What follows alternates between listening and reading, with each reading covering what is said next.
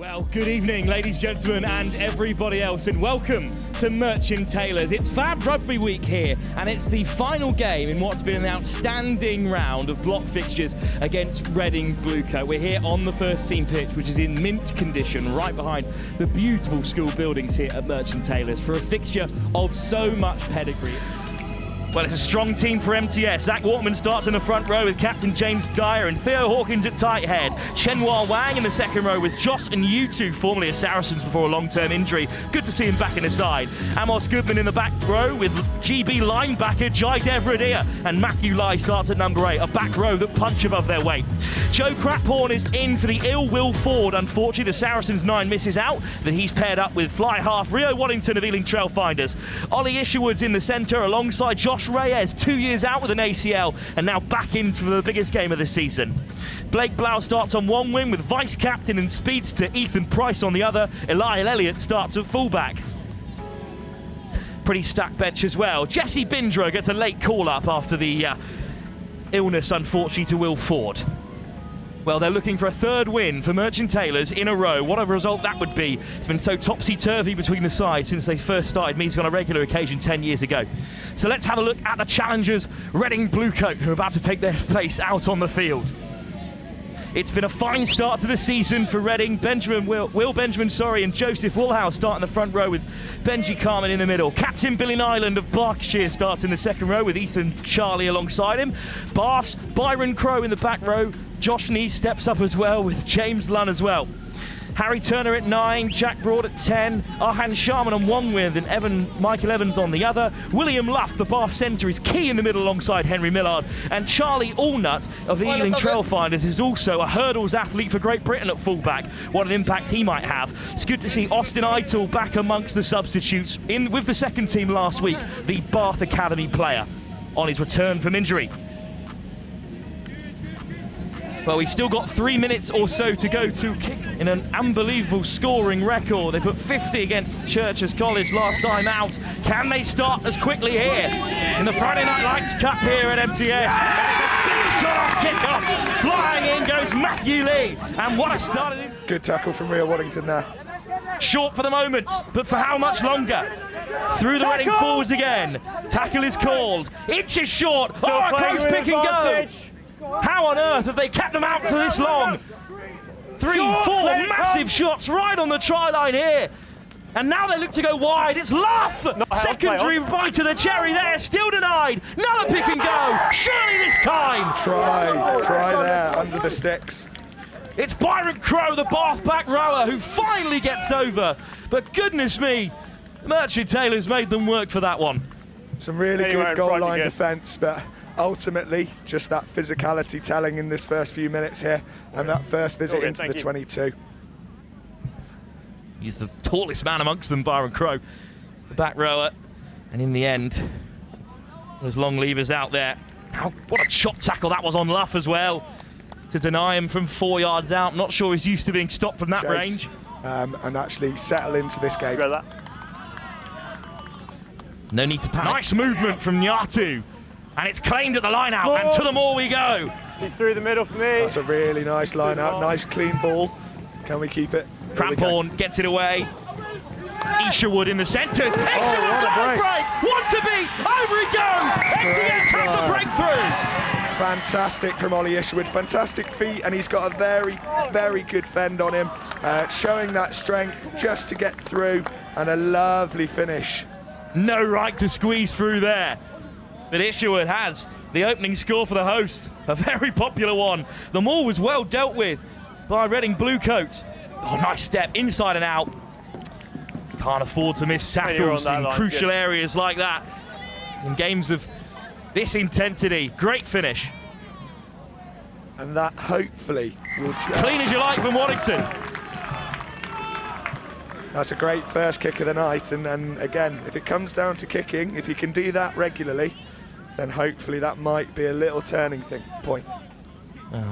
Reading Bluecoat have Bath's Will Luff on the other side of things with forwards do that. Hands and feet on side. Hawks with a good carry. It's Nyatu at the base.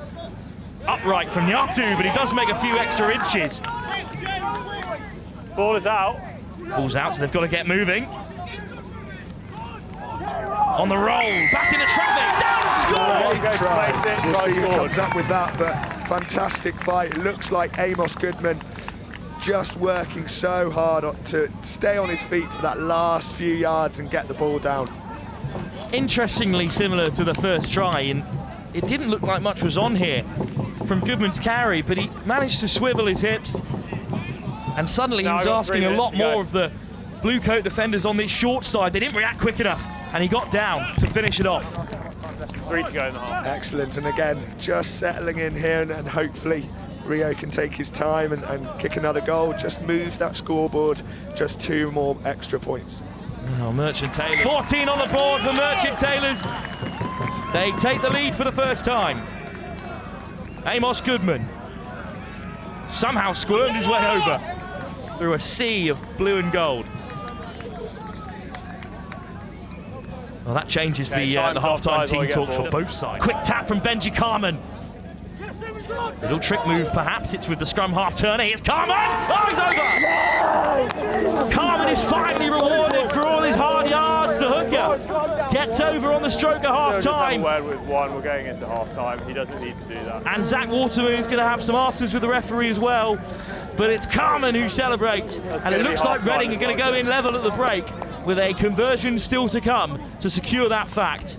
Well, Carman just got on the outside there of the forwards who were set to handle him from the quick tap. Nice little move from Reading Bluecoat. Just managed to find that pocket of space, Matthew, and Zach not quite tightening up and just crashing over.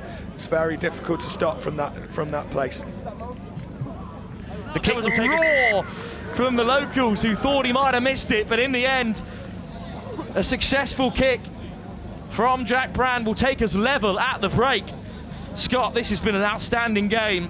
The conditions haven't been perfect, but it's barely had an impact.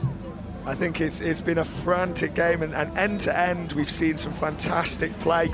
We've seen 4 really Cheers, good tries, exceptional from Ollie Isherwood for Merchant Taylors for their first score, and then 3 crashes over from short range, but it really has set up this game for the second half. Well, let's take in those tries while I head out onto Boys flag. playing, but it's absolutely an event for the school to come and watch. All year groups coming out and supporting and really getting behind these boys. A fantastic break from Reading. Oh, off goes Laugh, the bath man, steps on the inside, breaks some ankles on the way through, and Reading Bluecoat take the lead again. Excellent break there, really good drawing pass, finding the gap in that defence, and it's one that, and not the start that Merchant Taylors will have wanted. Laugh's been carrying hard all day at first receiver. This was it put down and then flicked back through the legs, just about by Reading Bluecoat, and with a bit of broken field. Finally, Luff found enough space for him to operate in, and once he got going, no stopping him. Lovely little tip from Knee, and there you go, little shake of the hips. Great step back inside, but yes, again, maybe just again playing in the wrong areas of the pitch, and can we stay out of our 22? Again, a nice, an easier kick for the Reading. There, but it's been a good season for them. Slight No questions on a dummy throw Maul! But no contest, so the referee can let it Through the play, and it's a strong maul, and it's you-know-who at the back, Carman! Second try for the hooker. Can't keep him out of the game for long.